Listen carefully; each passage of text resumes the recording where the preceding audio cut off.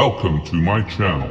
আসসালামু আলাইকুম, সবাই কেমন আছেন? আমাদের নতুন ভিডিওতে আপনাকে স্বাগতম। আমরা আজকে যে বিষয়টা নিয়ে আলোচনা করব সেটা হচ্ছে ডোজি ক্যান্ডেল। এই তিনটা হচ্ছে আমাদের মূলত ডোজি ক্যান্ডেল। কেন ডোজি একটু বলি, এটার নাম হচ্ছে আপনার গ্রেভিস্টোন ডোজি, এটা হচ্ছে ড্রাগন ফ্ল্যাগ ডোজি, আর এটা হচ্ছে ক্লাসিক্যাল ডোজি। তো আমাদের এই মুহূর্ত পর্যন্ত এগুলোর আবার তিনোটার ইন্টারপ্রিটেশন আলাদা আছে এবং প্রত্যেকটা জিনিসের এটার যে ব্যাখ্যা যেটা সেটা একটু ডিফাইনলি বলবো।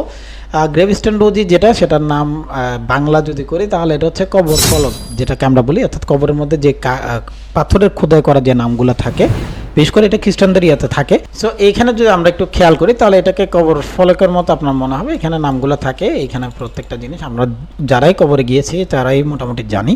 এটা হচ্ছে গ্রেভিস্টোন, এটাকে বলা হয় ড্রাগন ফ্লাই। কেন ড্রাগন ফ্লাই? এটা দেখতে ফড়িংয়ের মতো।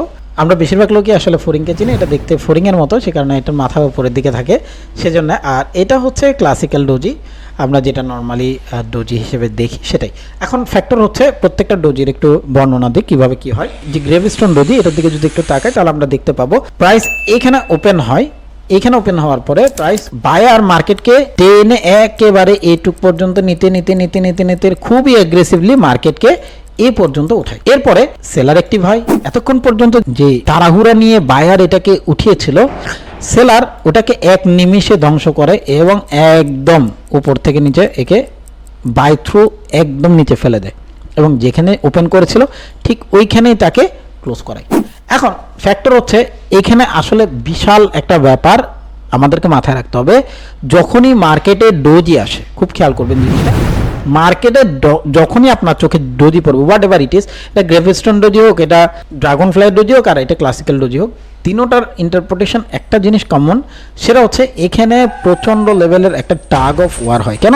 আপনি একটু যদি খেয়াল করেন, এখানে বায়ার এতক্ষণ পর্যন্ত যে হাইলি স্পিড নিয়ে মার্কেটকে ডোমিনেট করে উপরে নিয়ে গেছিল, সেই বায়ারকে উইদাউট এনি কজ মার্কেট একদম যেটুকু উপরে উঠেছে ওখান থেকেই নিচে টেনে নামিয়ে দিয়েছে এবং যেখানে ওপেন করেছে ঠিক ওইখানে তাকে ক্লোজ দিয়ে দিয়েছে। এটা হচ্ছে গ্রেভিস্টোন ডোজির একটা উদাহরণ, বা আমরা যেভাবে বর্ণনা করতে পারি ওই এক্সাক্ট সেম জিনিস উল্টো।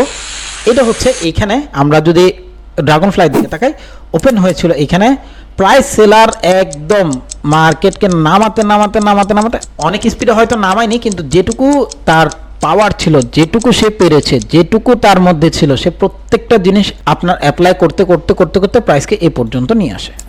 এরপরেই হঠাৎ করে বায়ার ভাইজানের মনে হলো যে না ভাই, অনেক হয়ে গিয়েছে, এবার আর এদেরকে এভাবে চলতে দেওয়া যাবে না, এবার আমাদের খেলা শুরু। সে বায়ার আসে এবং যত সেলার এতক্ষণ পর্যন্ত এখানে অ্যাক্টিভলি মার্কেটকে ডাউন করিয়েছে, তারাই মার্কেটকে একদম ফুল ফোর্সে মার্কেটকে উপরে উঠায়। ধরেন জাস্ট কথার কথা বলছি, এটা একটা 1 আওয়ার সেশন ছিল, পুরো 45 মিনিটস সে এই মার্কেটকে নামাতে কষ্ট করেছে। বায়ার আসলো, তার পাওয়ার দেখিয়েছে যে দেখো ভাই আমার কি পরিমাণ পাওয়ার আছে, আর সে মার্কেটকে 15 মিনিটে এটুকু পর্যন্ত উঠিয়েছে এবং যেখানে সে ওপেন করেছিল ঠিক সেখানে গিয়ে সে ক্লোজ করেছে এবং হাই করেছে। সেম এক্সাক্ট থিং এখানে, প্রাইস এখানে ওপেন করে বায়ার মার্কেটকে একদম টেনে উপরে নিয়ে যায়, মার্কেটে সেলার আসে, সেলার মার্কেটকে এখানে নিয়ে আসে, নতুন করে সেল করে, বায়ারের সেটাতে খুব মেজাজ খারাপ হয় আর বলে ভাই তুমি তো তোমারটা দেখিয়েছো, আমি আমারটা আবার দেখাবো। আবার সে মার্কেটকে এই পর্যন্ত উঠিয়ে সেম জায়গায় ক্লোজ দেয়। তার মানে কি দেখেন, মার্কেট প্রথমে বায়ার অ্যাক্টিভ, দেন সেলার অ্যাক্টিভ, দেন সেলার অ্যাক্টিভ, দেন আবার বায়ার অ্যাক্টিভ। তার মানে কি এখানের আপনি যে দ্বন্দ্ব যুদ্ধ, যে টাগ অফ ওয়ারটা দুজনের মধ্যে যে কি পরিমাণ যুদ্ধ হয়েছে, জাস্ট একটাবার থিঙ্কিং করেন, বিনা বাক্যে বিনা সাউন্ডে এখানে কি পরিমাণ যুদ্ধ সারাক্ষণ চলতে থাকে। এখানে আরেকটা জিনিস আপনাকে খুব খেয়াল রাখতে হবে, সেটা হচ্ছে এই ধরনের ক্যান্ডেলগুলো যখন আমরা পাবো, ডোজি ক্যান্ডেল, এটা এমন একটা জিনিস নির্দেশ করে যে এতক্ষণ পর্যন্ত যদি মনে করেন প্রাইস উপর থেকে ড্রপ করছিল, এই ধরনের ক্যান্ডেল যদি আমরা দেখতে পাই তাহলে আমরা মোটামুটি এনশিওর হয়ে যাব এই ধরনের হোয়াট এভার ক্যান্ডেল পাবো মার্কেটে, এটা বুঝে যাব যে এতক্ষণ পর্যন্ত যে মার্কেটটা সেশন ডমিনেন্টেড ছিল সেটা হয়তো শেষের পথে, হয়তো সেলার আর নতুন করে অ্যাক্টিভিটি দেখাতে পারছে না, বায়ার অ্যাক্টিভ হওয়ার চান্সেস আছে। আমাদেরকে অবশ্যই এই সাবধানতা অবলম্বন করতে হবে যে ভাই মার্কেটের যে এতক্ষণ পর্যন্ত ট্রেন্ডটা ছিল সেটা মনে হয় শেষ হয়ে গিয়েছে, আর একটু অপেক্ষা করা দরকার।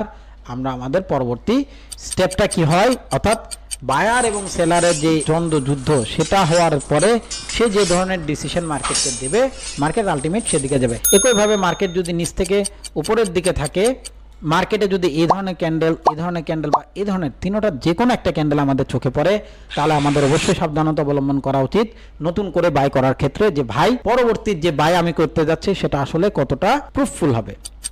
এই কারণে ডোজিকে বোঝা, ডোজিকে মার্কেটে নির্ণয় করতে পারা এবং ঠিকঠাক মতো চিনতে পারাটা অনেক বেশি দরকার। তার কারণ হচ্ছে সে এতক্ষণ পর্যন্ত ডমিনেট করা যে প্রাইস পয়েন্ট ছিল সেটাকে সে থামিয়ে দেওয়ার জন্য একেবারেই যথেষ্ট, এবং আমরা যখন এটা চার্টে দেখবো সেটা আরো বেশি ক্লিয়ার আমরা হয়ে যাবো ইনশাল্লাহ। সো চলেন আমরা চার্টে যাই।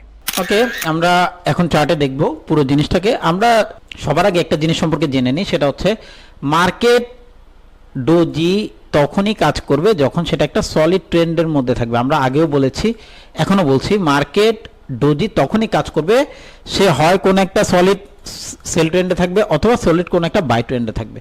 মার্কেটে সবার আগে আমাদেরকে যেটা জানতে হবে সেটা হচ্ছে মার্কেটে এটার অবস্থান কোথায়। এখন মনে করেন মার্কেট একটা প্রাইস পয়েন্ট এভাবে গেল, গিয়ে সে আবার এখানে ঘোরাফেরা করে আবার উপরের দিকে যাচ্ছে, এখন এখানে ডোজি কাজ করবে না, এটাই স্বাভাবিক।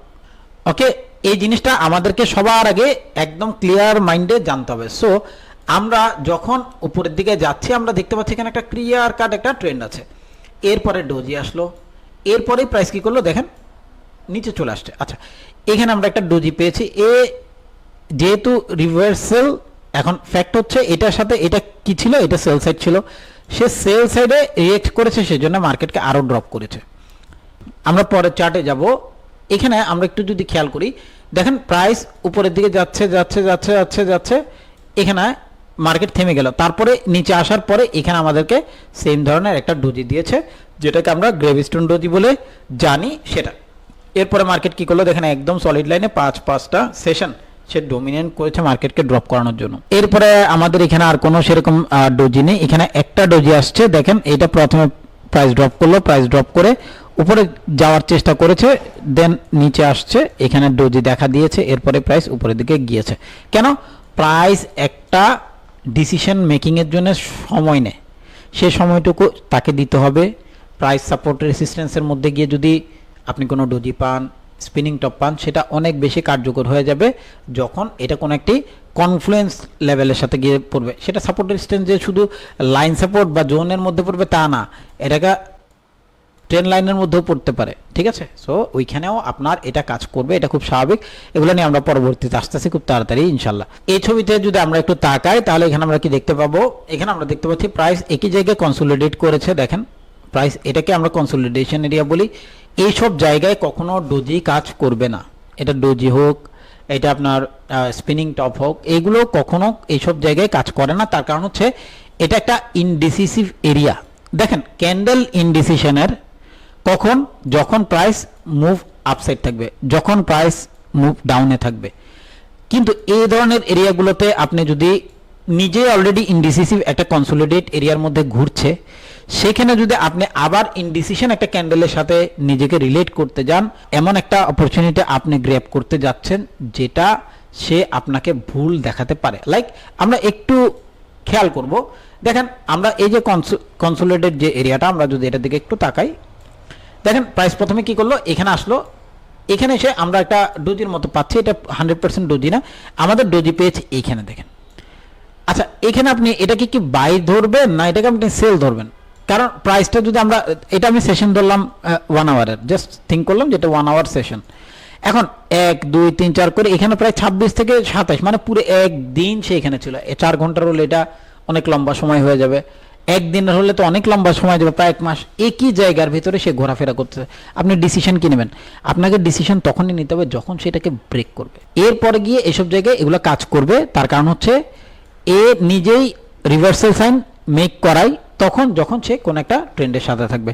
অ্যাজ লাইক আমরা একটু নিচের দিকে আসি, দেখেন একটা ক্লিয়ার কাট ট্রেন্ডের সাথে ছিল, আসছে, ক্যান্ডেল দিছে, ব্রেক করছে নিচে। এইটাই মার্কেট করে, এটাই মার্কেট করবে, এটা মার্কেটের নিয়ম, ঠিক আছে? আমরা ইনডিসিসিভ, এটা যত বড় হবে এটার সাথে আপনারা চাইলে ভলিউম অ্যাড করতে পারেন, ভলিউমও অনেক বেশি কাজ করে অনেক সময় এইসব জায়গায়। তবে আমি পার্সোনালি সবসময় একটা জিনিসকে বলি, সেটা হচ্ছে সাপোর্ট অ্যান্ড রেসিস্ট্যান্স আপনাকে অনেক বেশি মেনটেন করতে হবে, সাপোর্ট অ্যান্ড রেসিস্ট্যান্স আপনাকে মেনটেন করতে হবে। এই জিনিসটা আমরা পরবর্তীতে আস্তে আস্তে খুব তাড়াতাড়ি আমরা এগুলো দেখাবো, প্রত্যেকটা জিনিস নিয়ে, মানে একটা আপনার ট্রেডিং সিস্টেম মেক করার জন্য যা লাগবে সব আমরা এখানে আপনাদেরকে ফ্রিতে দিয়ে দেবো। সে আমাদেরকে কি বলছে একটু দেখি, আসবো এখানে। এইখানে আমরা যদি একটু তাকাই, প্রাইস এখানে আসলো, এখানে আসার পরে আপ করলো, কিছুটা ড্রপ, দেন হাই, দেন লোস, দেন হাই, দেন লোস, দেন হাই। দেখেন প্রাইস এই জায়গাগুলোর দিকে যদি তাকাই, এখান থেকে সে কি করেছে, রিট্রেস করেছে। দেখেন এখন এখানে আমরা যদি এটাকে এইভাবে মেক করি, তাহলে এটা আমাদের রেজিস্ট্যান্স লেভেল হয়ে গেল, এটা আমাদের সাপোর্ট লেভেল হয়ে গেল। এখন ফ্যাক্টর হচ্ছে এই যে প্রথম প্রাইস মুভ করলো কোথা থেকে, এখান থেকে প্রাইস এটাকে ড্রপ করলে অর্ডার ক্রিয়েট করলো, দেন এই যে অংশটা এটাকে ব্রেক করার পরে দেখেন এই ক্যান্ডেলটা আসছে, দেখছেন এটা কিন্তু সেল সাইডে ছিল বাট ডোজি, তারপরে মার্কেট একদম বুম।